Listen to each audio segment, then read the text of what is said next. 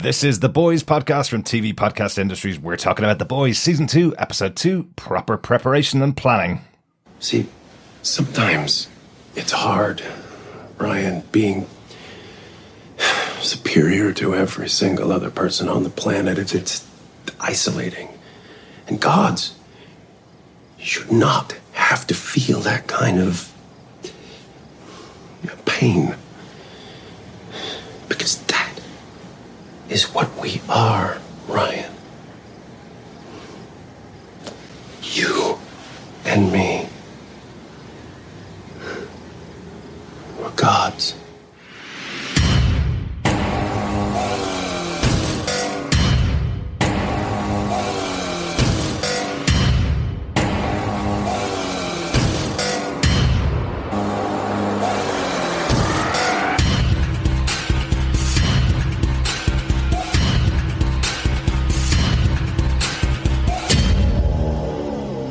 Welcome back, fellow boys and girls. We're on to the second episode of Season 2 of The Boys, Proper Preparation and Planning. Say that 3 times fast. I'm one of your hosts, Darick.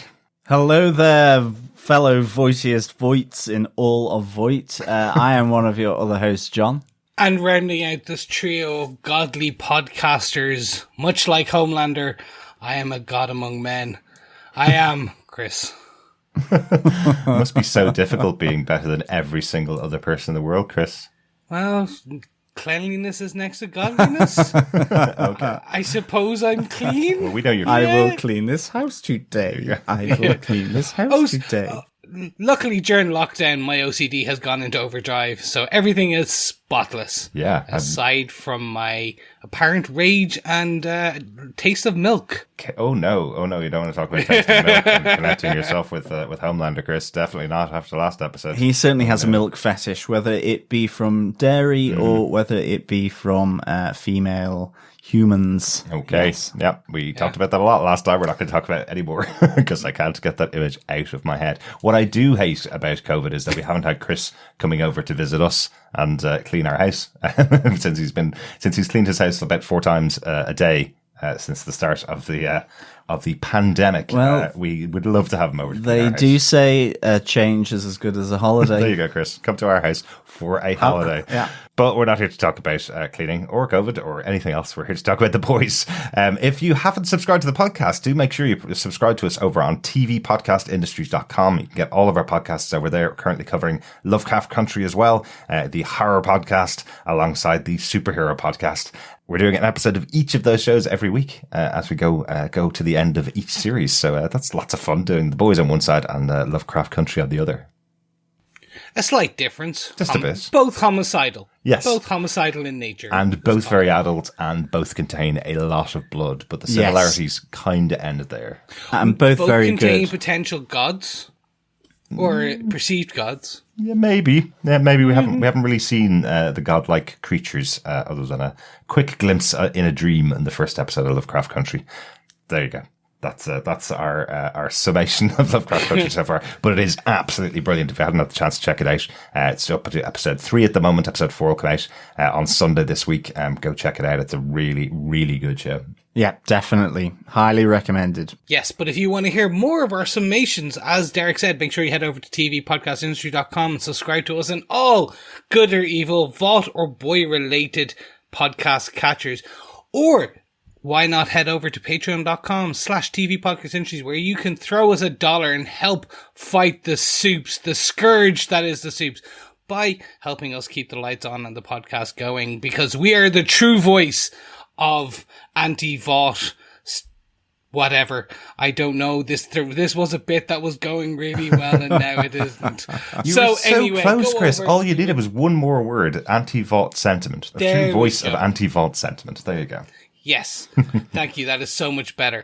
But if you want to support us, we will love and cherish you, and thank you very much. But you can also support us by just leaving us a review, sharing the podcast, because sharing the podcast is also sharing the love. And why not send us some feedback on what you think of The Boys or Lovecraft Country? So head over to facebook.com/group/tvpodcastindustries where you can jump in and leave feedback for us, or go over to tvpodcastindustries.com And you can record a short snippet of yourself giving your feedback, and you'll hear your dulcet tones on our podcast. Don't want to go to the website? Why not just send us an email with your feedback? You can throw us your voice recording, or you can just, the old tickety-clack of your keyboard and send us your thoughts there to feedback@tvpodcastindustries.com. I think that is enough for now. Absolutely, yeah. We'll be going weekly on The Boys from now on. We're going to be recording our episode 3 podcast about The Boys tomorrow, Saturday, the 5th of September. So if you're in time, you can send in your feedback on the first 3 episodes and we'll discuss it on that one. And we'll discuss your thoughts on every episode for the rest of the season as well. Thanks so much for that, Chris. No problem. But gents, I think it's about time we jump into The Boys Season 2, Episode 2, because we like tripping over our words. Proper preparation and planning. Yeah, absolutely. Proper preparation and planning. Yes. Proper preparation and planning. Oof, the 3 Ps. Yes, this is an army term. So everybody that's in the army will be very unhappy with you guys for not being able to do your proper preparation. See what happens. Proper preparation and planning. When I try. Yes. Yep, this episode was directed by Liz Friedlander. She directed JJ, Jessica Jones, Season 2, Episode 12, Pray for Patsy. So we have talked about her on the podcast before, back in the days when we used to be Defenders TV podcast. Yes, we still are.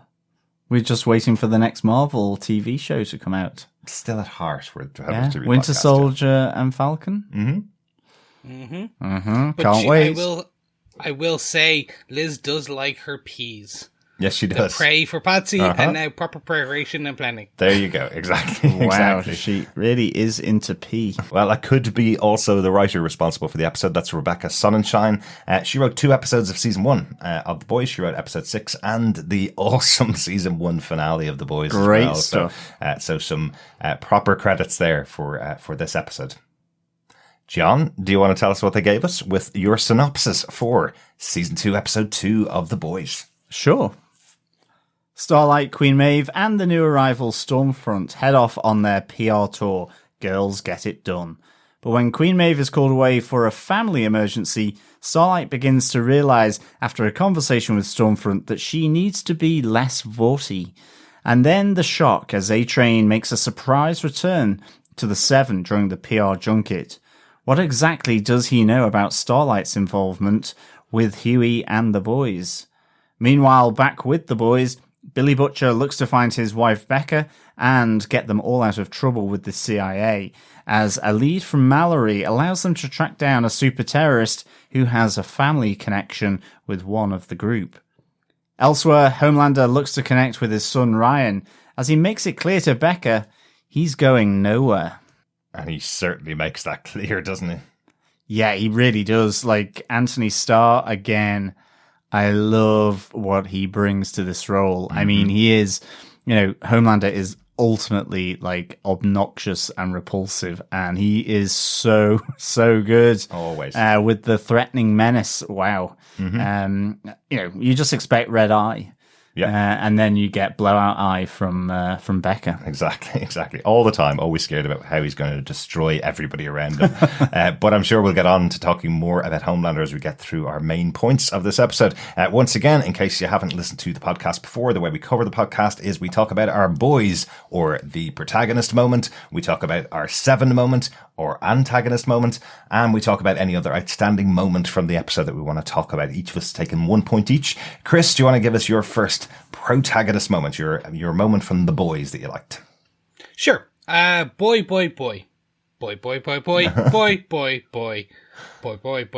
I'm not just riffing on the boys. No, this was the female and the boy that we finally understand, the boy that she was trying to talk about and spell out in episode 1, which is none other than her own brother, her flesh and blood. So this was really the moment, my big kind of moment. I know it encapsulates quite a lot, but we do find out that the new soup villain, soup terrorist, is none other than Kimiko's brother. We seen him in the first season when she was pulled away by the Shining Light Liberation Army. And they essentially once they knew that the Compound V had worked on her and she was lost to them, they had used her own brother as essentially a replacement. Yes. So that they had one shot left of Compound V and assumed since their genetics were quite similar, they shot him up and he has this telekinesis power. I'm kind of, I wasn't 100%. I haven't seen him move other objects. He's able to push and pull. Yeah. So be it, I'm not sure if it's gravity or telekinesis, but he essentially, it's a very completely different set of powers than what she has. Mm-hmm. She is obviously invulnerability, super strength, agility kind of thing. Although there is a moment in the battle against each other where I think she does try and use a similar power and they both kind of block each other until he feints and dodges what she's doing. So I'm not sure, actually. I thought there was a moment where the two of them seemed to be battling with their powers. I'm sure you're going to talk about the actual fight itself in a minute. But I did think there was a moment where it looked like they were kind of pushing force fields against each other almost. But maybe he was just holding back because it was a sister for a second. But I don't know. Was this the bit where she jumps and she's in the air? And so there was, in this battle, which we'll get to, she jumps in the air as about to grab him, attack him. And he freezes her and kind of like catches her midair. Yeah, that's what I thought. They look back and forth and a moment passes. Yeah. And she's kind of not snarls. You can see the resolution in her face. She says one other thing about the Shining Light Liberation Army. He then rebuffs her and essentially says, no, I'm not going to go with the boys. The Americans are the bad ones, and fires her off into the building. So I caught it that it was more that they had this kind of tit for tat, and then he threw her out. Right. So potentially, we'll get into it later in Chris's Corner. Her powers haven't been described well enough in this TV adaptation to say maybe they may give her some form of it, but essentially no. Right now, from what we know, I took it as they're very different power sets. Okay. Cool. Overall, this was really cool because what we're learning is from a multitude of things that first, the Shining Light Liberation Army is still going, and they're still in the United States. They have their own cells. So that prop costume shop, we see that the owner, who Kimiko kills viciously, which was cool, and rips his actual head off. Yep. Yeah. We see that. Essentially, he has the big tattoo, and that it's a front because we see bomb making equipment. We were kind of led to believe that they were just a cell originally from season 1, but it seems they're kind of quite bigger.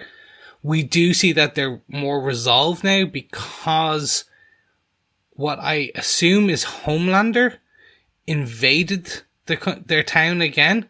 The flying one with burning eyes. They decide not. We don't actually say burning eyes. I think it's someone swooped in and was flying over the village, and then also someone kind of said has ripped an old lady in half. Yeah. Mouse describes it as that he ripped an old woman in half, that he destroyed a school where the children were screaming and didn't relent to their calls.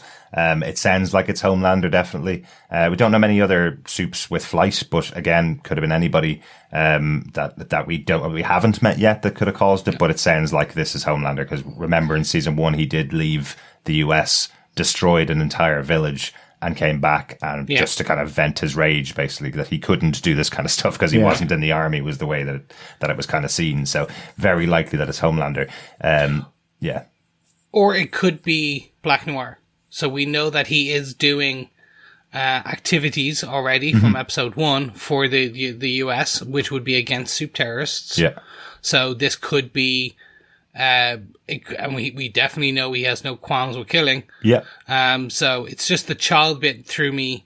That's where I'm leaning more towards Homelander. The fact that Mouse mentions the school and the kids, and we see from episode 1 that Black Noir doesn't kill the child. Yeah. But I also think the idea that the village has been burnt down is exactly what Mouse says So that seems more Homelander-y. Yes, exactly. And Black Noir was on a specific mission there. It sounds like Homelander again was taking out his rage on a foreign city, basically. But also, as we said in the costume shop, there is the massive fight where we learn all about the boy's powers. Did anybody else get a vision of like playing Pictionary or Cranium, where you can't use a certain word and you have to describe it? That's what's going on with Kimiko when she's trying to go. Okay, can't say brother. Have only a limited amount of words, so use boy, girl, boy. It's like she's completely right. If I'm a girl and another word for girl is sister, so the word for boy is brother. She's trying to get there. Well, I wouldn't mind. It's really funny because the Shining Light guy who got his head taken off, I didn't realize that was a tattoo. I assumed he was wearing a T-shirt, like it was branding or something like that. So I was kind of like going, how stupid is that? So that they recognize it. They've got their logo effectively. I suppose it is a bit like the all bad supervillains. They have their logo, but I kind of thought it was a T-shirt. It's like Hydra and Shield. Yeah, exactly. Always be branded. I was like, okay, now they know it's the Shining Light Liberation Army. Yeah, I loved this. I loved that it was her brother. I thought that was a nice little throwback because we saw the flashback, didn't we, in season 1? Yeah. And I just thought it was still kind of bang on point for Billy Butcher to still try to kill him, even though he was being warned that it was Kimiko's brother by Hughie. I just thought that was so on point for Billy Butcher. Dare I say it? But you don't what a dare say it, nightmare. John, No, exactly. What a nightmare. Well, it is totally par for course for Billy Butcher. Anybody with V in their system is considered an enemy of Billy Butcher. That's as simple as it is. But also we know there are other reasons why he was going to kill exactly. this guy, He's got reasons for it, for sure. But even throughout season 1, he was going to kill the female. The whole way through, she had to be protected by Frenchie, by Mother's Milk, by Hughie, because Butcher just couldn't get past the fact this person is exactly like the bad guys that I've been trying to kill with every ounce of my being. So totally expected that he was still going to pull the trigger. Luckily, Hughie stood in the way. But yeah, another little wrinkle in their relationship again. I don't think they're making up anytime soon. Billy and Hughie, I don't think they're going to get back together anytime soon. They seem to be constantly distancing themselves from each other. But yeah. Well, absolutely. That's kind of that's a rift from the end of season 1, that finale where Billy just leaves them. Exactly. Yeah. Yeah, no, 100%. I think by the end of this boy piece, we do see they've captured Mouse. Which is a bit weird. They've knocked him out. So basically what we see is the female kind of chokeholds him to unconsciousness. Then they duct tape his hands and throw him in the back of a van. I was like, can you not like sedate him a bit? And just like a bit more than just, here's a bit of duct tape. He can't use his hands. His one weakness. I'm like, you're putting him in a moving vehicle. People I'm pretty sure this is dangerous. But anyway, they capture him and we're going to see where that leads to. But you're right. The rift that grows literally in these few scenes is huge and is going to have knock-on effects for the whole series. Absolutely. Especially with how it leaves the boys as a team. Exactly, Chris. Yeah, it is the female's chokehold, Yes. So maybe she knocks him out for a couple of weeks with her particular method, because it was quite cool actually. But after that fight, it was cool. Yeah, and I'm just worried to see. It's interesting to see where this goes, especially from that relationship part, not in her relationship to the boys, but more just the relationship in now with her soon to be very estranged brother. Maybe. Yeah, definitely.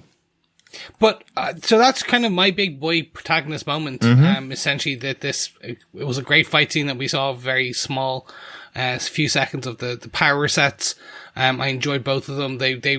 You can see that they're not scrimping on the powers, which is good, especially when you kind of have this, but it doesn't need to be over the top constant usage. It was just a very, the destruction scene in the costume shop was brilliant. And then throwing the female up and into a random building, I was like, that looked good. It's great. Like, you CGI could have work. easily done that off screen. Definitely. But they just did a very small bit, and I was like, nice. I'm surprised any of the boys survived being covered with all those cabinets and the rigging.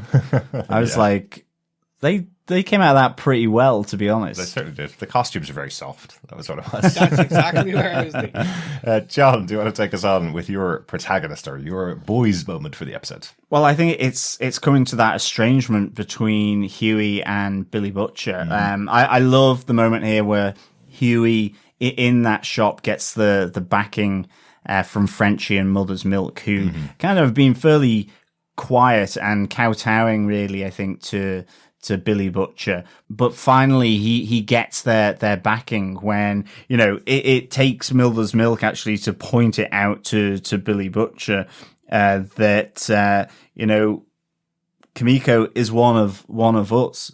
You know, why are you trying to kill a brother? Yes, he's a super terrorist and he's got his reasons because he wants to get back to his own wife, Becca, and all of that. But ultimately, it comes to this moment, and I like the whole thing with Mother's Milk, because, you know, Billy Butcher, he's great character. I love the way he tries to just flip it back to Mother's Milk. Well, is she more important than you getting back to see your wife and daughter? And he's like, no, but she is one of us. And I just thought that was a really great moment. And of course, we've seen through here, this season so far, Hughie really at odds with Billy Butcher.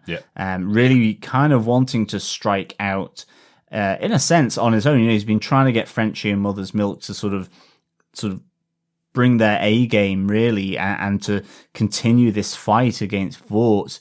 Whereas they've kind of been sat back waiting for Billy Butcher to return and be their captain. So I liked here that they kind of finally sided with Hughie as he stands up to Billy Butcher.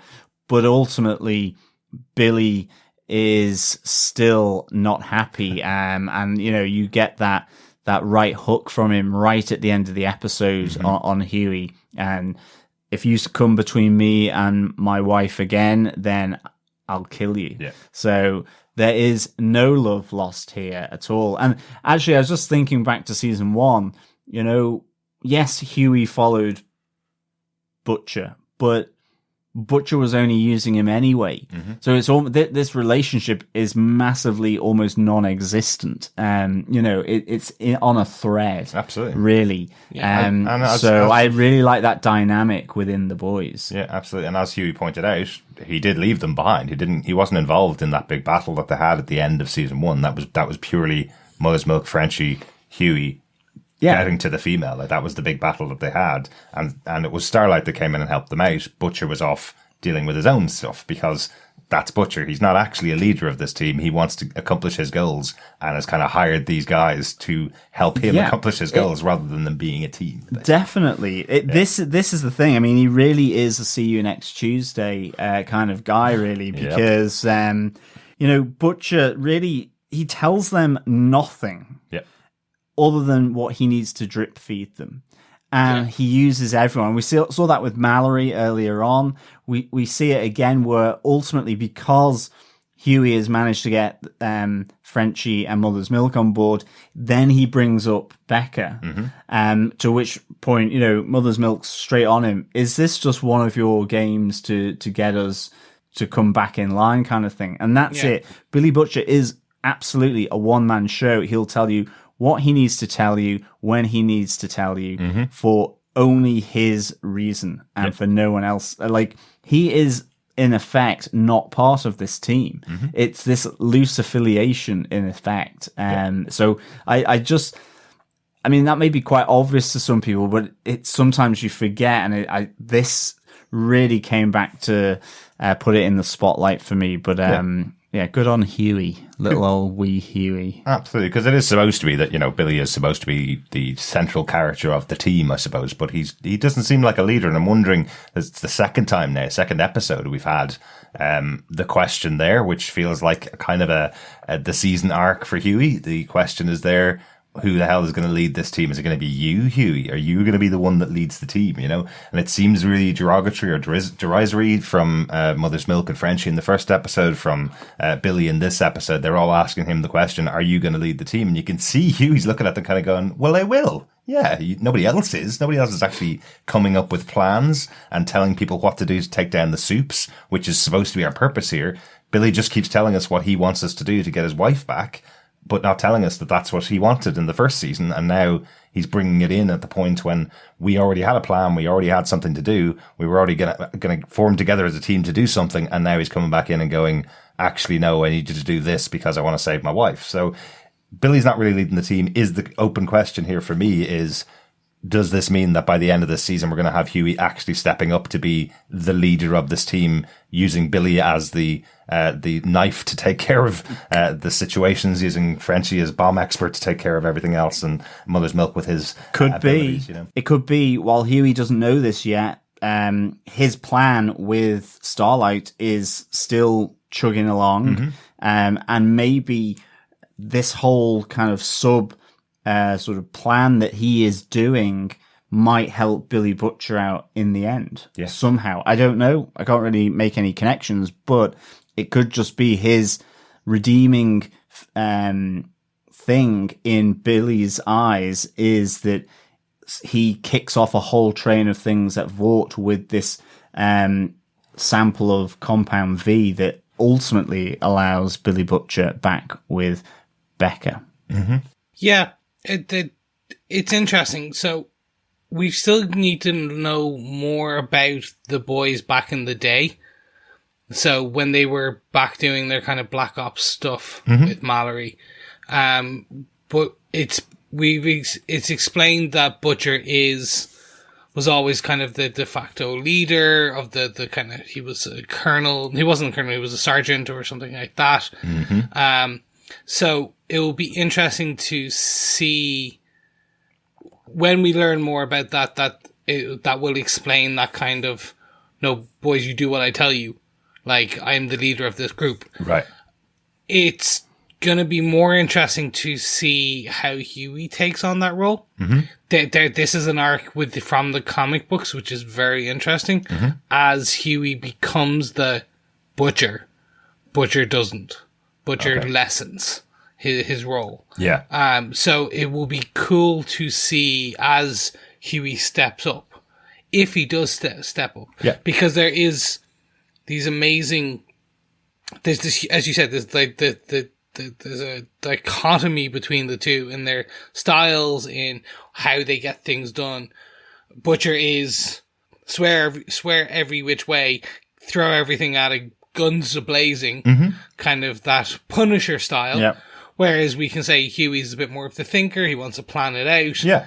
And we'll see, hopefully, as the boys kind of follow Butcher's plan right now, that will fall apart and they're going to lead back on or lean on to Hughie again. Yeah, like I just again reading from the show and some stuff from the comic books that I remember, the way I would see it is Mallory was the leader, Butcher reported to him, Frenchie and Mother's Milk were involved in that team.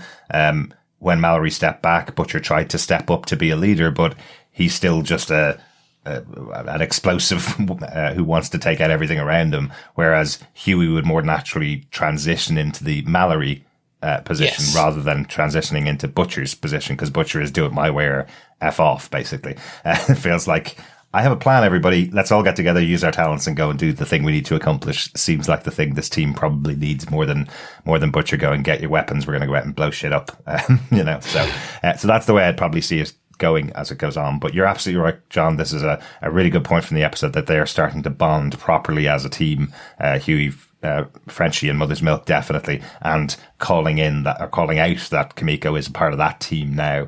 Whether Billy's a part of that team. Yeah, exactly. Big question, exactly. Yeah. My big moment, or my protagonist moment for the episode, I just want to call out Becca's side of things in this episode, because she was such an unspoken character in season 1. We didn't see much about her until towards the end of the season, when we learned that she was alive and she was working with Vought in the labs, that she had Homelander's child at the end of the season. And I just wanted to kind of visit her side of it when she gets away from her son Ryan, leaving out the piano lessons, and tries to go back to Vought to kind of make them make good on the deal that she made with them, that she'd be in hiding, that Homelander would never find out about his child, and that he would be kept on a leash away from her. I really like this conversation that she has with the doctor that's in there, Dr. Park, isn't it? Is the scientist she worked with before, the person that hit her effectively, having a conversation on the phone with him, and he's kind of going, well, he's found out now, and you can't really put the stopper back in the bottle once he's found out, you know. So I guess just don't piss him off is the answer that Dr. Park gives, you know, because you know what happens when you piss Homelander off, he will kill you. So just do what he says. He'll get bored and walk away. So Becca is basically left in a place where she has nobody to rely on at all. She used to be able to feel safe for the last couple of years, effectively, while her son was growing up, knowing that she had people on her side protecting her. But now the Homelander's found out, they're just disavowing her now. It's like, that's up to you. And if you die, you die. We don't really care, kind of thing. We just want to keep Homelander. I love that corporate is like, that they thought it best just not to antagonize him, and that the best or likeliest scenario is that he'll just lose interest and fly away, I suppose. Yeah, he'll get bored with his toys, you know. But I think if we've learned anything from season 1 with Homelander is when he gets bored of his toys, he will set them on fire and blow them up. It's not that he's just going to walk away and leave her alone. Yes, he might get bored. He might get pissed off with the situation, but he's probably going to kill her anyway. Like, that's basically what they've said to her here. But I just thought seeing that part of her arc, it was just a big moment for me from the episode. I think even just that thing right at before that conversation, as she's driving and getting to that compound fence, you know, where she is being kept, what Homelander calls it, this nice prison. You know, is she being held or protected? And I think it is obviously the protection against Homelander, because he found out that she was there. Yes. So, yeah. So I took it slightly differently. Some of our listeners may have read Supreme Power, which was a Max series, kind of about Hyperion, and the whole thing around that was that he was an alien, but the US Army built this essentially fake town and walled it around, and it was all guarded and you couldn't get in. But inside this gated community was all these company and men and government and things, but all undercover. So they were all designed to look like a piano teacher within a community and neighbors and stuff, but they all worked for the government and they were just there to monitor this boy, this alien. I'm taking it this way, which was she's walled in. Because if you looked when she drove to the edge to the gate, the barbed wire and the other stuff was all on the other side. Right. It was facing away from her. Yeah. So she can't get out. And essentially these are all Vought employees in this small town, and it's all there just to look after Homelander's son, who shouldn't be alive. Yeah. Like the whole thing was you couldn't bring a soup baby to term. Yes. Yeah. Kind of organically. So this is the first, and they're like, oh, we need to study this. So they're just, she's in, it explains so well why she was never found. That makes a lot of sense, actually. Yeah, I'll probably give an example. More people that don't read comic books know that's the Truman Show as well, isn't it? That's the oh yes, there you go. Yeah, yeah. I think you're absolutely right, Chris. You know, it is even called out by Homelander later on. He specifically says to Becca, "What's going to happen when your son wants to go to a McDonald's or wants to go to a ball game, wants to go somewhere, and you have to tell him." You can't, because there's a wall there and you can't get outside that wall. Yeah, basically. So, so it is definitely called that. You're absolutely right. Yeah, good point. They'll need to call it out a bit more expressly, which I'm assuming they will. Yeah, they will. They will. Yeah. But it was nice that we're now, those of us with the burden of knowledge and the fine eye of detail in that from season 1, we're able to go, ooh, this is all making sense now, and blah blah blah blah blah. Yeah. So there's the one thing I'm just going to call out is the writing in this scene between, as you said, even John, between the Doctor and Becky on the call is just brilliant. It's so PR speak. It's just so much fun. Oh, absolutely. Yeah, it really feels like, corporate have made this decision that your life is forfeit, basically. Because he found out, not by anything she did either. That's why I think it's such an interesting scene. She's like, hang on a second, you said you protect me. Now he's found me, I'm going to run away. Well, you can't run away. Now he's found me, you're going to put me in a new town and take me away and the kid away to protect us. No, we're not going to do that either. Just don't piss him off. Yeah. It's awful, but it's a really good scene. And again, nice to see stuff with Becca in her own right, I suppose, as a character, rather than just being the MacGuffin for Billy to run through the season with. Definitely, it feels like she actually got some stuff. So that was my protagonist moment for the episode. Let's get on to our antagonist moment. Let's get on to the 7. Chris, I think you've got one of my favourite moments for the episode. What's your antagonist moment for the episode? Because of my musical tastes, I'm not going to subject anyone to my renditions of this gill-infused, slightly fishy-smelling song. No, it's the Patton Oswalt is in this. Mm-hmm. Woohoo! We got that's what you're Patton saying Oswalt on this. Yeah, Patton Oswalt is none other is the Gills, and he is tripping the balls with the Deep. He's not.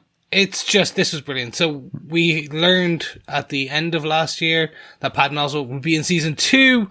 And he is kind of reprising his voiceover role from, if any of our listeners have heard of Happy, another comic book adaptation, where in Happy, he is a voiced over animated imaginary unicorn, imaginary friend.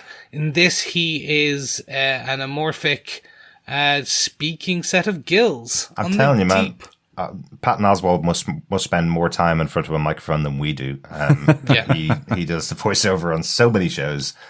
He's been involved in so many things. I love his voice. I absolutely love it. But he's so recognizable. The minute you hear it, two of us were watching it, going, "Who's that?" Oh, Patton Oswalt. He's here. So great. But they got him to sing in this, which is great. We got the "You Are So Beautiful to Me" a duet between the Deep and his own gills, which is hilarious. I love that it opens up with him saying, "Bro, we've got to talk." Love this. I really like the Deep. I think he's just so well done, and having Patton Oswalt as his gills that have come to speak to him and sing to him and inspire him, provide him with therapy, probably slightly better than Carol, if I'm being honest. Carol's not a therapist. Then this was awesome. And even just he uses his first name, he goes, Kevin. I love that. Get it together. Really, really like it. And the Goo Goo Dolls were playing as well, and I love that track. I thought you would. Yeah. Iris? Yeah. Yes, of course. Absolutely love that track. And just seeing. I know they have another one. I know they have another track, but Iris is the track that is the big one.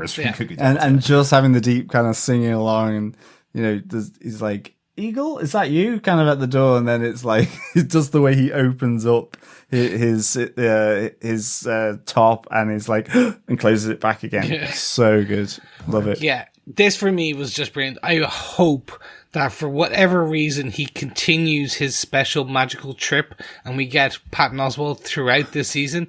I do not think it will be the case. I think it's one and done. Yeah. But yeah, no, for me this was just the brilliant. This whole thing where the Deep is going on a journey, a magical mushroom journey. It's just it's great, and it's going to be interesting to see now that he's had this heart to heart or gill to gill with his gills. Where now that will he join their version of the Scientology to return to the Seven? Yeah. Yes. Well, there was an interesting thing that Carol said there when the Deep kind of says, "Carol, if I'm being honest, I don't know what you want from me." And she goes over to the Eagle who comes in, and then the Eagle makes up his mushroom tea, the hallucinogenic tea. But she just says, "There isn't a path here." which I thought was kind of interesting. Just the way she kind of delivered it. It's like, maybe it's that spiritual path that she's talking about with regards to the Scientology movement that she runs, or is it this path to some kind of influence and control of the Seven at Vought, which I presume it must be. I think both of those things are the same thing. Well, okay, maybe. Yeah. And not to completely disparage Scientology, but that's effectively the path to controlling Hollywood is through Scientology, it seems, as well. So I think that's the reference that they're using. Yeah, and just the the Eagle is a disgruntled employee of Vought who hasn't maybe made the Seven like he thought he might do. Perhaps. Because he's just got bow and arrow. Or else he feels completely convinced in this possibly religion as well, because you don't know for definite that he's working with Carol for exactly the same reasons that she may have. We don't know yet. So, yeah. I do really, really hope that they have their version of I was going to say Elon Musk, but it's not. It's L. Ron Hubbard. Their version of the supreme leader who is going to who believes in what is Zion and all these aliens. I want to see their interpretation of what Scientology's background and beliefs are, because I think Eric Kripke is just. Well, and his writing staff and the rest of the writer's room will just be, it will be just cynical enough that it's going to be bloody hilarious. Yeah, definitely. I think they'll have enough creativity to make sure that it doesn't look exactly like Scientology, but it'll be analogous to it. If they can take on full Christianity in season 1, then and evangelical Christianity, well, then certainly Scientology is going to be like a flick of the fingers. It'll be easy. Oh my god! Do you think they'll do like the Spaghetti Monster, like the Church of Spaghetti Monster, or they probably will. There is a Church of Spaghetti alien god, or so. I know that this is a thing because they wear a colander on their head. Okay. I've seen this, and it's a real religion. And this is like the tin foil hat brigade or something like that. Oh my it's goodness. Something, but it's so funny. It's just, and like some of the members are just doing it for the sake of taking the piss. Oh, absolutely. Other ones are just like actually real, and they're like, yeah, I'm part of the pasta church. Anyway, check it out. I think it's Spaghetti Monster Church. Okay. That sounds like a very weird way to end this point about the deep. Thanks, Chris. I think we're on hallucinogenic tea as well, to be honest. Sorry, I meant to bring up water. I might have put a mushroom into it. Apologies. Yes, but he does have the revelation as well that the reason why he treats women so badly is because he can't accept his own body, which is the big kind of revelation moment that he has. That is true. Yeah. Melissa Dubowski was more than just another finger bang. God. That's what his skills say. I will close this out. That is the flying Spaghetti Monster religion, also known as Pastafarianism. So there you go. We will maybe the deep will become a Pastafarian, not a Rastafarian, a Pastafarian. But he may go from mushrooms to other types of herbs and spices. So the amount of drugs that must have been consumed to come up with that religion is phenomenal. But maybe it's a lot of compound V. See what happens, fellow boys and girls. I give a perfect out to both of the guys to get us on to our next point, and Chris is actually just searching on the internet to bring us back to the point I got us out of. So I'll just jump on to the next one. You go check out Pastafarians on your own time.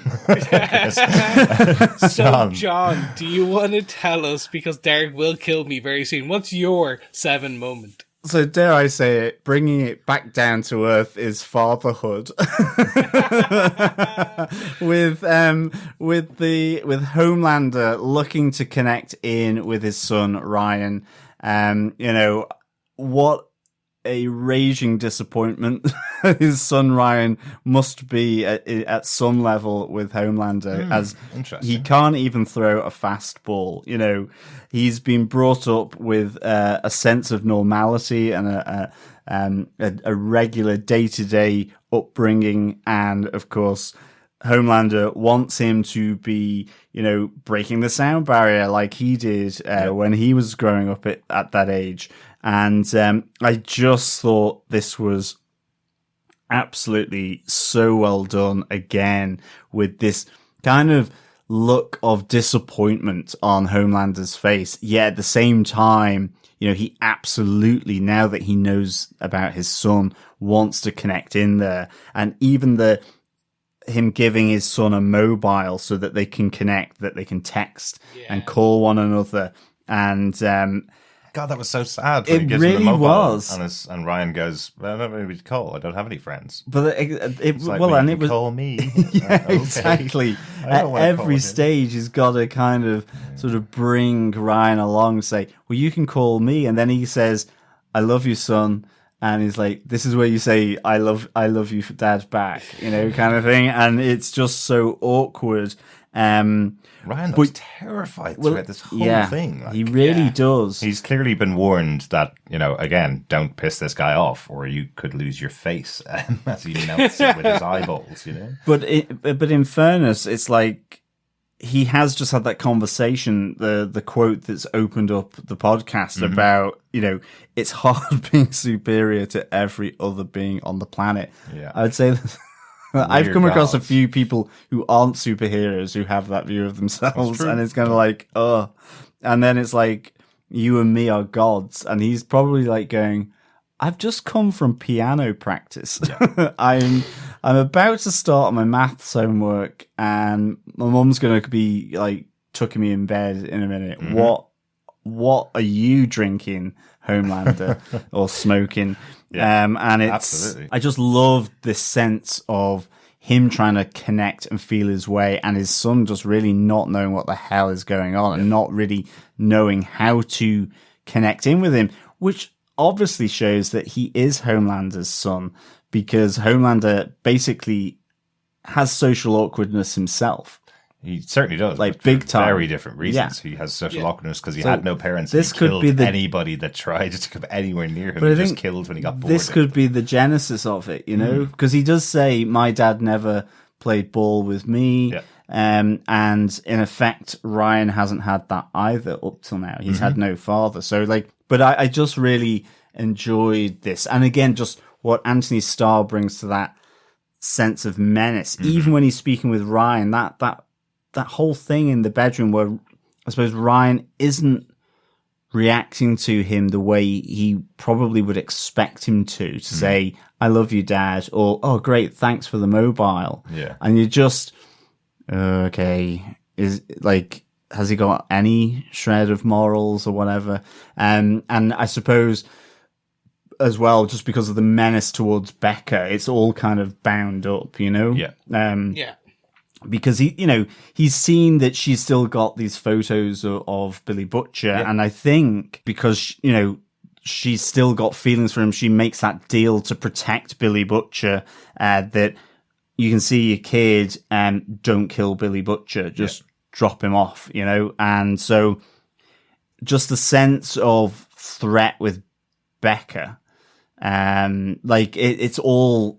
it's just all there in that house with Becca, Ryan, and Homelander, and that menace and that pressure to do what he wants. And Becca knows this. Ryan hasn't really got that yet. It's totally threatening, but it's massively passive aggressive from Homelander. I think he certainly doesn't understand why a superhero walked into his house and said, I'm your dad. Definitely doesn't understand that. I'm going to phrase my opinion about this in the form of a question. So what is Homelander going to do when he finds out that Ryan has absolutely zero superpowers? That's my opinion about it. It just feels like, he came to term as a child of a superhero or of a Vought experiment.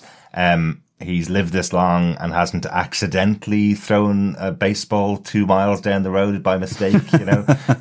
He's gotten to this age that hasn't happened. Are we going to the destiny that is Ryan is just absolutely as normal as everybody else, or Ryan actually is Billy Butcher's son, but Billy didn't see it in his eyes because Homelander's the one that brought him there, said, this is my son, and Billy went, okay, that's Homelander's son. I don't know. It just feels a little bit like the pressure that's there of I'm a god and so are you, son. And Ryan going, what the hell is this guy talking about? Exactly. Feels like maybe this kid has no powers. But his eyes lit up, unless that's his power. That he just has red eye. Yeah, he could be able to look in the basement without turning on the light. That could be his power. You know? Yeah, the way I see it is he's going to have no powers until like the final episode, right? Or this kind of the last two, as we kind of start to wrap things up. That Homelander's going to go after Becky, or Becca, excuse me, and what will happen is the son will step in. Mm-hmm. We can assume that throughout this kind of season, especially with throwing the ball, that game of catch, that Homelander's going to continue to test him, and at a certain point will become really frustrated that he has no powers, and Becca's going to like want to escape or stand up to Homelander. Homelander is going to potentially hurt her or start to, and that's where it will kind of net out that he stops him. Yeah. The way I envision this is Butcher's going to break in, Butcher's going to try and save Becca. Homelander's going to go after the two of them. Up until that point, the son has no powers. It's going to be very bloody. And then at the last minute, the son's going to step in. So either, like, probably Homelander's going to burn one or two of them alive with his eyes. Okay. And then out of nowhere, literally he gets thrown across the room or he gets burnt himself or something. And you're going to see the son in the corner. There you go, listeners. That's a patented Chris Jones prediction for the season. But it's a good one, no? It is. I enjoy that. I get that. I get that for sure. Yeah. Good plan. Anything else on the father-son relationship there with Ryan and Homelander? One thing we didn't mention, actually, we noticed this the second time we watched the episode. Did you notice this, Chris? Homelander calls back to Becca the words that she said to Dr. Park. Miles away from the house. He calls back to her that I'm not going to give up like they say that you are. I'm not going to get bored. So to my mind, I was going, oh, hang on a second. Homelander has significantly bigger powers than we thought he did. He can. I know we saw it in season 1. He can listen to specific things across the entire city. So he uses that power to have to eavesdrop on everything that Becca's doing. So I just thought that was interesting to note. I took it as I remember that power. I actually didn't take it as his power. I took it that they reported back to him already. So, like, I'm taking it that, like, Vought have already went, so, hey, Becca was out with us. Don't worry, we're not going to remove it. Like, this is your son. We're staying on your side. But your thing makes more sense. Yeah, it's because what he actually says back to her is, I'm not going to get bored like they said I would. Yeah. You tell them that I'm going to stay here. Yeah, and he's derogatory about the doctor who was on the phone to her. Exactly. Says you can go screaming to him if you want, but I'm not. Yeah, that makes more sense. Yeah, that makes a lot more sense in terms of.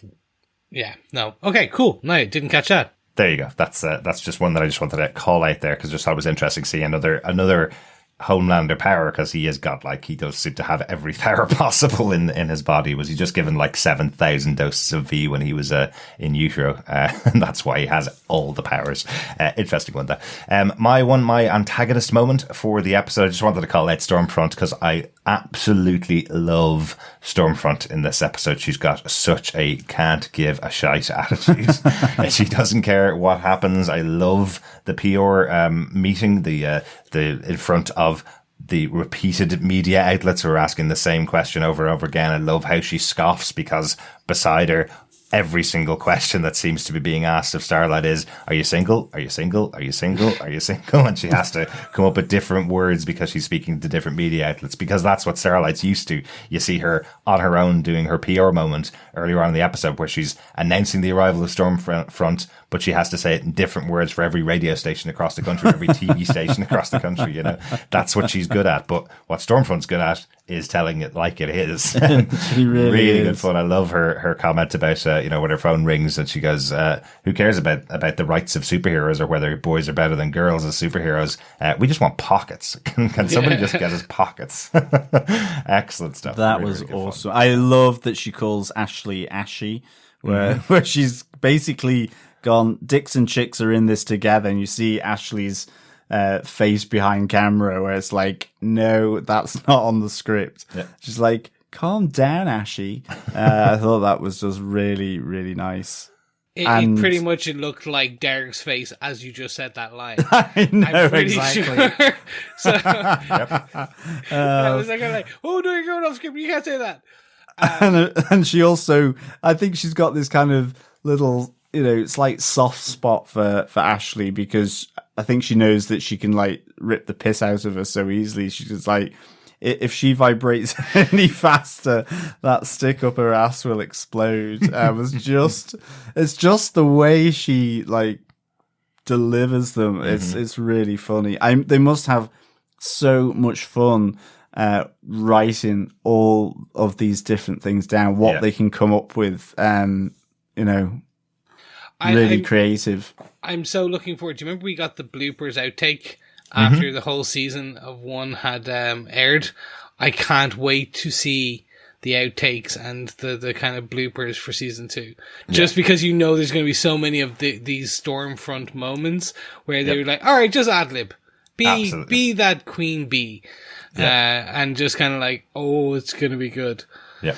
Also good in the episode learning Stormfront's inspiration. I thought that was really good fun. That her inspiration, her greatest superhero is Pippi Longstocking, because she didn't give a shit about what anybody said to her. I think that's absolutely hilarious, Yeah. And I love that she even calls out, that Starlight is such a PR machine, so bound by PR now that effectively when asked who's the greatest superhero, her response is Homelander. She just looks at her going, how useless are you? I know. It's not, I don't mean someone in this building that can hear you. I'm asking a real question here, Just thought that was really good fun.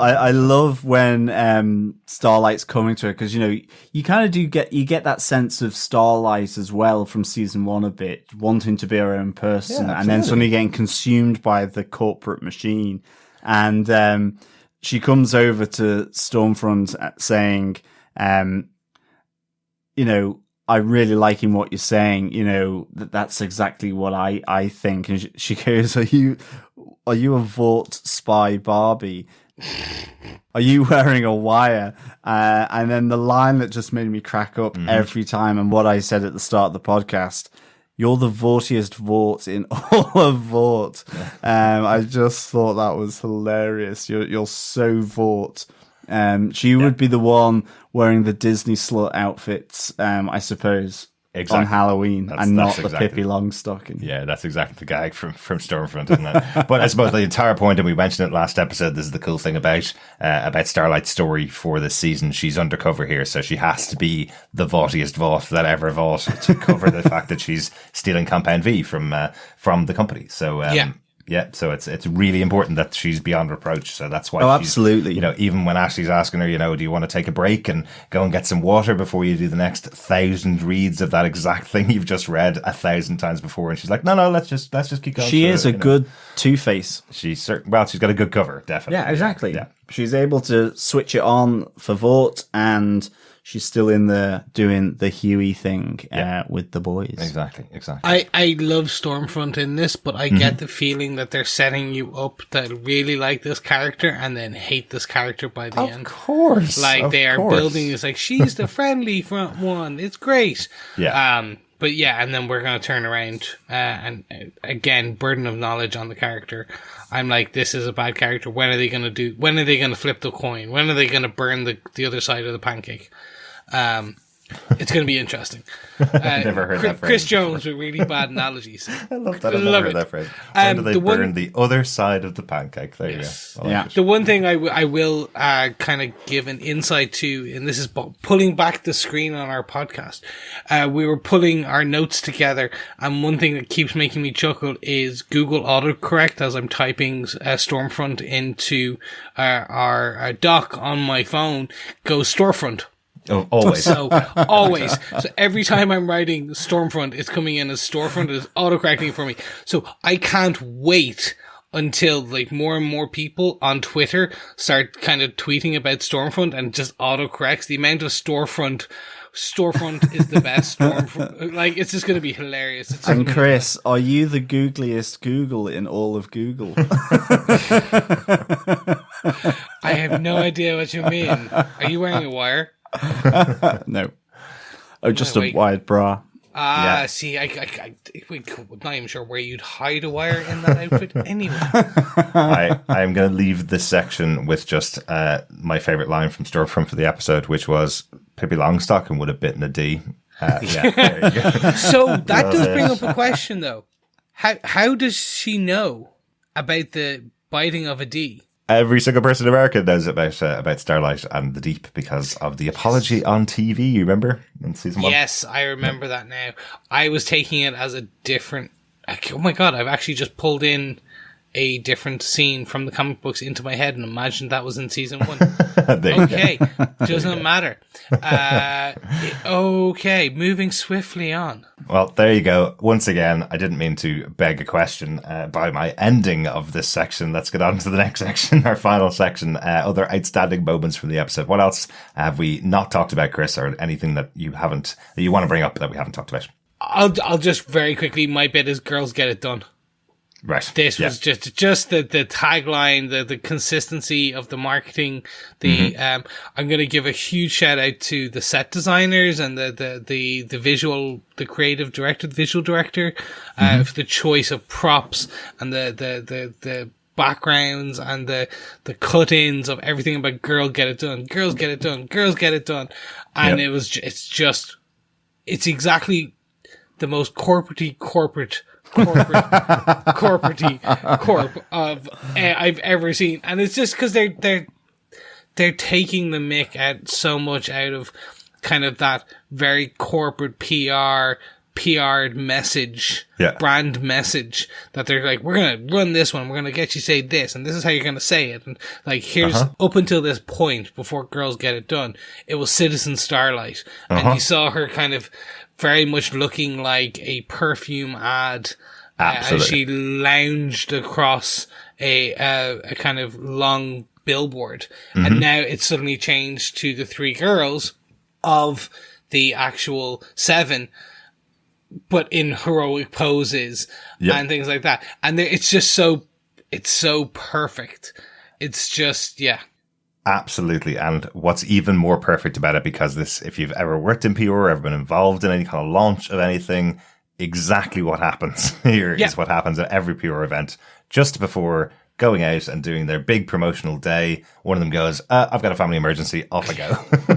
And then suddenly it's like, oh, get a chair out of there. We lost one of them, says Ashley. It's just like as if someone's gone off a wandering like children, you know, in her little PR mind. Also, can we get another little insight? We were hoping to get some interviews with the cast over the course of their PR tour. It couldn't organise it, unfortunately. But after this episode, I'm really glad we didn't get the opportunity to interview any of the cast, because that media moment when Starlight and Stormfront are getting asked the same questions over and over again, I absolutely know that that's exactly what it's like when they're getting interviewed by podcasts, when they're getting interviewed by all of the websites and all of the newspapers around the world, because this is being released globally, remember? And they're all being asked the same question over and over again. I didn't want to be one of those sites, so I'm glad we couldn't organise it. We would never be one of those sites. No, we're too Irish and too jaunty. We would have made fun and light, and it would have been, we're more the Aisha Tyler of the kind of interviewers versus the kind of Empire or IGNs. Not saying that they're bad, but they're have more stock standard questions versus if you were a soup, what would your power be? Versus kind of like, all right, so you're going to get really drunk in one of these scenes. Like, what's your favorite drink? And like, why? And if you come to Ireland, are you more of a pub person, nightclub person?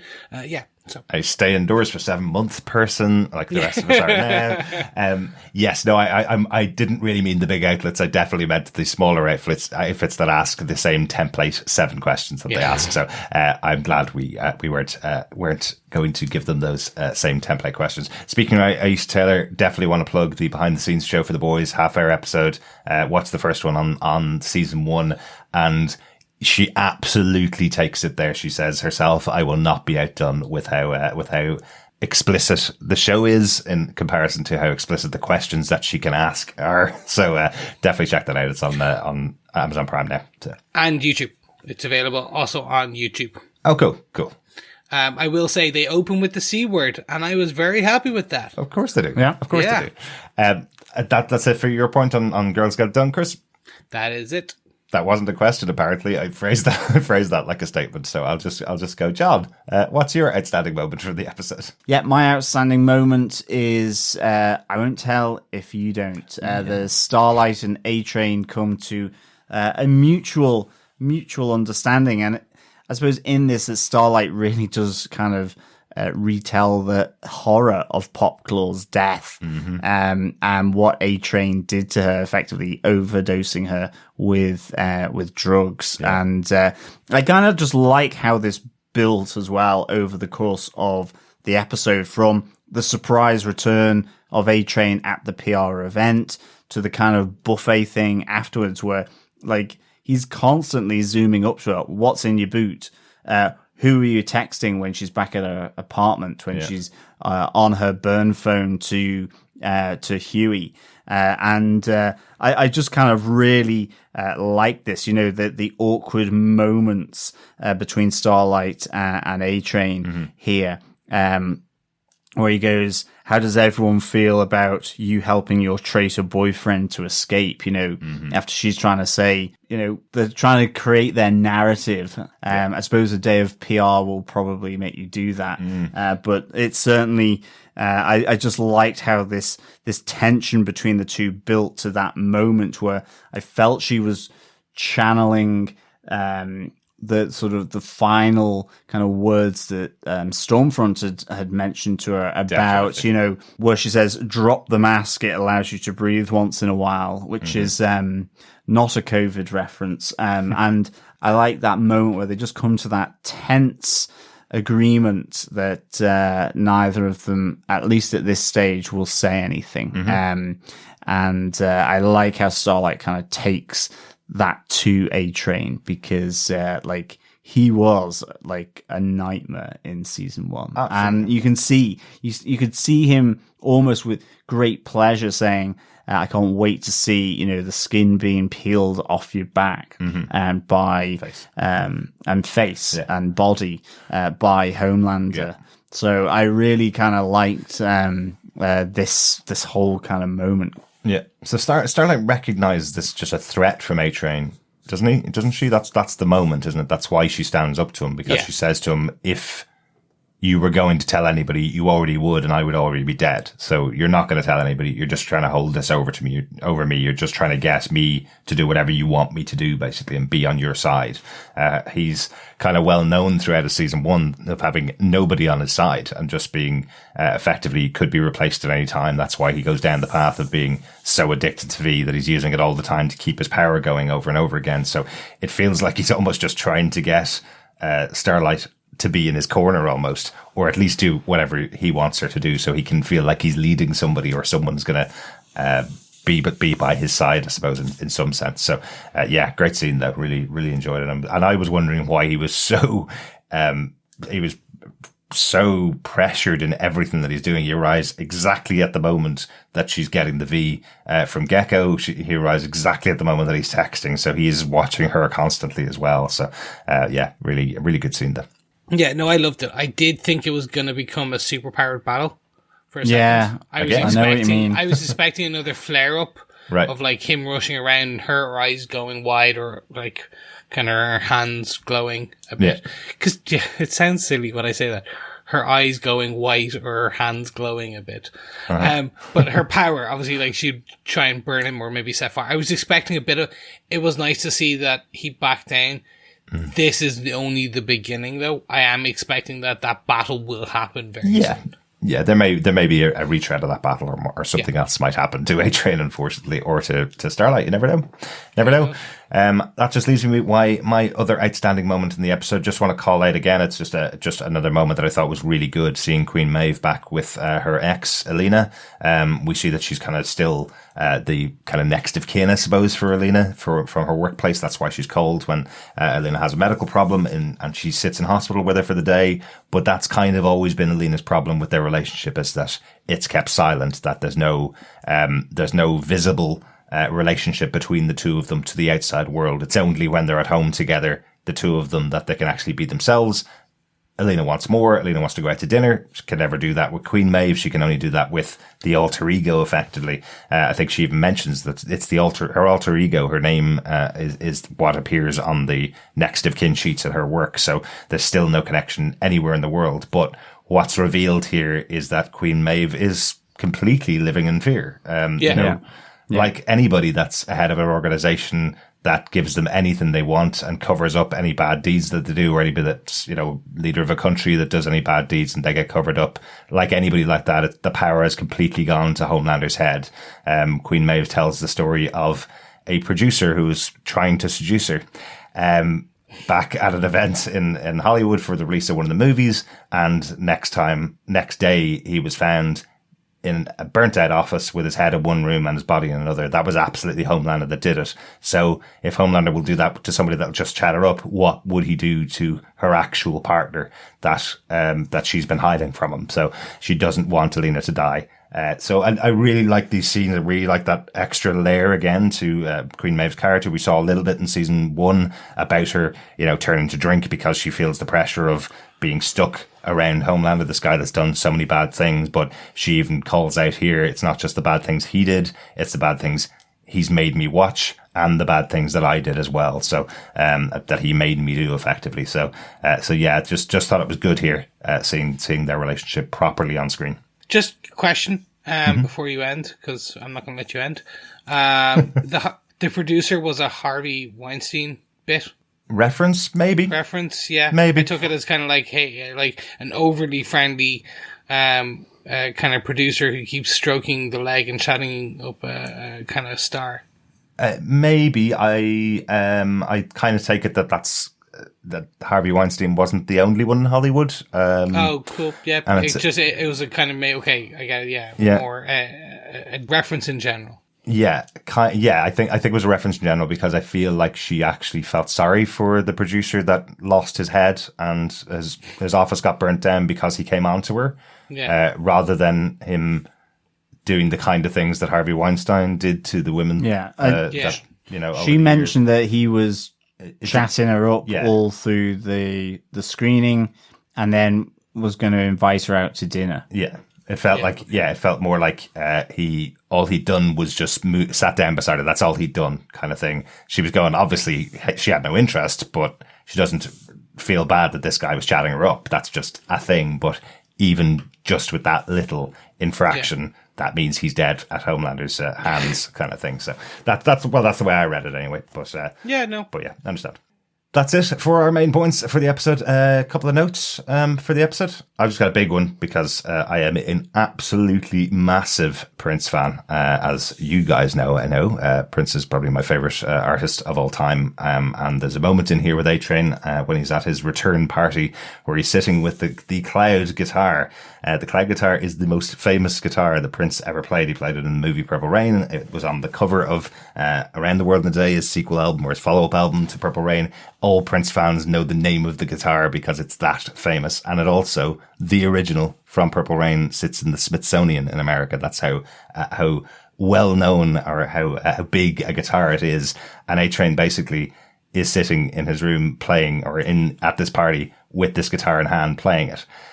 So if you know the background to it, that it's sitting in the Smithsonian, effectively what A-Train's saying is, I got out of my coma and went, I want that, and walked into the Smithsonian and took the original guitar, because he says this is the guitar that Prince played in Purple Rain. This is basically another one of the moments where you see A-Train is also a member of the Seven who wants something and goes and gets it effectively. So this isn't a replica. This isn't that somebody gifted it to him. This is something that he effectively just took from the Smithsonian because he feels entitled to it. So that's something I thought was really cool. As a Prince fan, I would love to have that guitar on my wall, even though, just like A-Train, I can't play a note. That was the bit I found funny. Can you play? No? Not at all. This is Prince's guitar now. All right. I have touched the guitar of greatness. That's the one. One for you, John, to mention as well. The actor who plays Gecko in this episode and the last episode. You may recognize him as the actor who played Scarecrow, Jonathan Crane, on Gotham for the last couple of seasons. He took over from Charlie Tahan, who played Jonathan Crane in the first couple of seasons of Gotham, when Charlie Tahan moved over to Ozark, where we've seen him for the last for 3 full seasons of that show. Yes. But yes, he's the actor that played the final version of the Scarecrow in Gotham. Excellent stuff. Featured quite heavily in season 5 and 6. And he gives a little kind of threat to Starlight that if she asks him again, he's going to tell them. And she kind of uses that then on A-Train as well. That kind of same threat as well. Yeah. But I like Gecko as a character. I hope he kind of stays sort of throughout this season just to see what he can do. Yeah. Because he's there with an eye patch where they've been testing out, I think, different chemicals in his eyes. Shampoo to make sure that it doesn't burn eyes. So they burnt his eye out. So they burnt his eye out, yes. Yeah. He is basically a test rabbit. Exactly. Is that it? Anybody else have notes? Sorry, those are my 2 notes. Anybody else have any notes before we go on? No massive notes. The only one I've got is just that obviously we see Billy Butcher with this piece of paper with loads of crayon writing on it, and that's from the diner that he's kind of dropped off at by Homelander after the end of season 1, after they've been at Becky and Ryan's house, and that's all his memories effectively of what he can recall about the house. So it's like it was yellow and all these different things. The sun was at 60 degrees at this time of the day. So he's really just, this is his kind of, precious manuscript now as he tries to find his way back to Becca. Absolutely. Hopefully Mallory's going to help him out with that and decipher the clues that he's written down if he brings in the brother of Kimiko. Yeah. Chris, anything for us in Chris's Corner for episode 2? Yes, so welcome to Chris's Corner, boys and girls, ladies and gentlemen, roll up. I'm about to go deep in the source material of The Boys. Now, please note, anything I say here probably will not happen because they've already veered off from the comic books. But it may do so, spoiler warning for the next 3 minutes, just in case. Basically, I'm going to go into the female, because we have seen that the female of the species is more deadlier than the male. But more importantly, the female of the species, Kimiko, is different from the comic books. They have altered her origin story, kept some parts the same, but have altered her origin story. Okay. So I'll go quickly through the comic book origin, and you'll understand why there are some differences. So basically, up first is that the female is the female of the species. That is where she got her name, and it comes from Frenchie. She is one of the later members of the Boys, kind of only being the person really after that was Hughie. But she's one of the first seen in that comes up in issue 2, I believe. Her first appearance is issue 2 of The Boys, the comic book, so we see her from there. She's selectively mute in the comic book, so she can talk and she just chooses not to. But she is the muscle of the group the same way that she is in this. That she's a bit more violent. It's not until issue 38 that we actually get her origin. And this is a fun one, so I'll kind of go with me here. So she's born in Japan to a single mother who works at the Japanese version of Vought. So it's essentially they have their version of Compound V, and they're doing that. Her mother is a secretary who works at a desk in this company and is seen and called out as being too cheap to hire a babysitter or childcare. So she brings her daughter with her, and the child lives in the desk drawer or under the desk and is kind of always there. Her mother goes out for a coffee break in the room, and the female, as a child baby, goes crawling and crawls into the air duct and goes all the way into the test labs, where she falls into a big old vat of Compound B. Nice, like the Joker. Yeah. It gives her all her powers, but also this urge to kill. Right. So you get these amazing scenes where, like, there's all these kind of scientists running into the room, and there's just a baby on the ground, and then you get cut back to all these dead bodies and a baby sitting in the middle of the floor. It's really cool. They keep her imprisoned for years and essentially keep trying to extract her blood to basically try and replicate the success they've had with this, because they could not get their version of Compound V to work. She tries to escape for years and years and years, but then in the comic book she's kind of rescued by Butcher and the rest of the boys, and she's recruited there. And yeah, that's it. She's never named as Kimiko. Kimiko is a name for the TV show. Right. She's just only known as the female, and she only speaks, if I remember correctly, once at right at the end. Right. And I'll give this one line away. Don't do it. No, but it's nice, and it kind of plays into the character here. What I remember her just saying, the one line is, "I hate mean people." That's it. And then you're just like, yeah, that was worth it. That was worth it. Relevant here is kind of just in terms of a really good one if you're kind of reading away. In issue 31, she has a epic battle with Stormfront, where she actually rips out one of his eyes with her bare hands. So I'm kind of hoping we get a recurrence of that, because it is really cool, and I can see it kind of playing well in towards the end of the season. But yeah, there you go. So female of the species. Excellent. Thanks so much, Chris. Good to be back on Chris's Corner again this week. Yeah, absolutely. This time. Quick question. Does Hit me. the female and Frenchie have a thing going on in the comics like they do?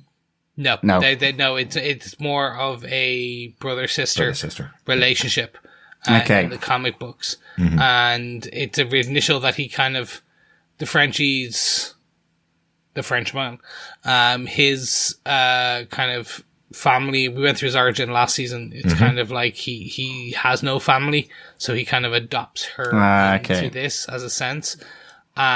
She doesn't have a brother, or she has no family in the comic books. Right. So the brother Mouse is a kind of bit. The Shining Light Liberation Army is a thing for the TV show. Right. That I remember. I don't remember a terrorist group that had there's none that had a connection to her, I would say. Right. I do wonder if they have a thing in this. Is it more that they're going to be, now that Mouse is going to be captured, Frenchie will become a surrogate brother? Big brother? To both, maybe. Yeah. Maybe. Maybe we'll just have to see. We will obviously discuss more of The Boys on episode 3, which we're releasing over this weekend. We'd love to hear your thoughts about the first 3 episodes. Email us to feedback@tvpodcastindustries.com with your thoughts about any of the 3 episodes. We'll talk about them on the next episode. And then if we haven't got them in before we record episode 3, we'll talk about them on episode 4. But overall, guys, what did you think of the second episode of season 2 of The Boys? Proper preparation and planning. Chris. I absolutely loved it. I'm so happy, as I said in episode 1 review, happy to be back with the boys and the female. The storyline is zigging and zagging, or also going straight. Yeah. That's a callback to the previous episode. See what I'm doing there? Hey. It's good. It's fun. It's irreverent, but at the same time being very smart.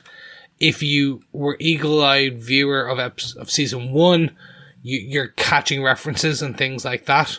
But at the same time, you don't have to be. Because I can see some people may have jumped into season 2. I know I have no idea why you would do that, but I know some people do.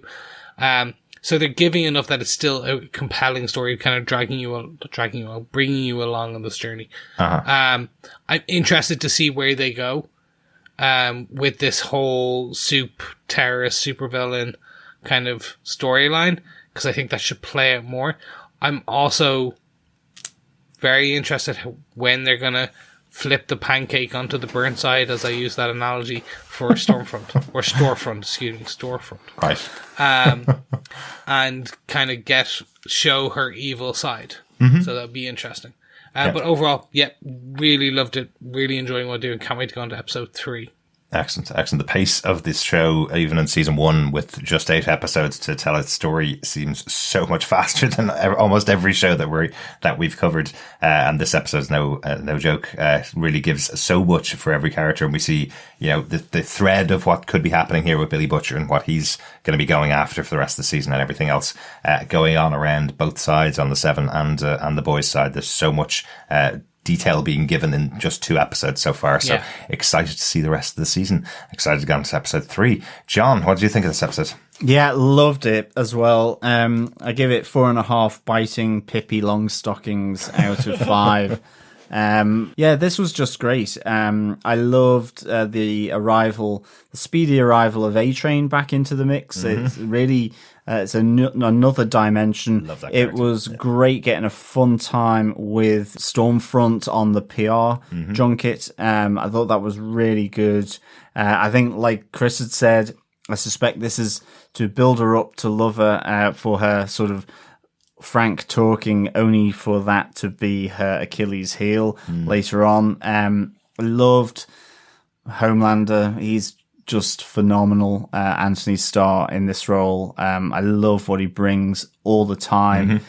Hughie and the boys. This was really nice having Kamiko see her brother, and then for them to have that kind of disagreement and that fight. That was really, it was great because they were so kind of warm and together in the shop. And then all of a sudden it's a chokehold and he's been bungled into the back of their van. But they're on the same side as well. Like the whole thing about what the brother's saying is pretty much exactly what Billy Butcher would say. Look what the Soups did. Let's go kill them. I've got superpowers now, you know? Exactly. And then what is the not to say as well on the deep? Again, great scenes here for Chase Crawford. Really good. Patton Oswalt as the voice. So funny, like kind of slightly uncomfortable. It feels like you know, a normal person talking to their groin or something like that.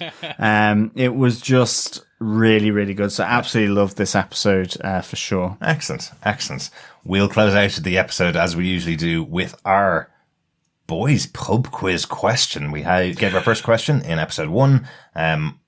John, what's our question for episode 2 for our eagle-eyed boys and girls? Yeah, fellow boys and girls, it is question 2 for episode 2 of The Boys. You can send in the answer to feedback@tvpodcastindustries.com, and we will have our prizes for the winner, those with the most points, at the end of the season, which is 8 episodes.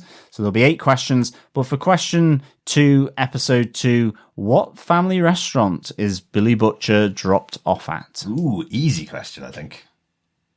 Well, it is if you give any more clues. I'm not going to give any more clues. I think it's mentioned a few times in the episode. So yeah, it's good. Good one, John. Shh.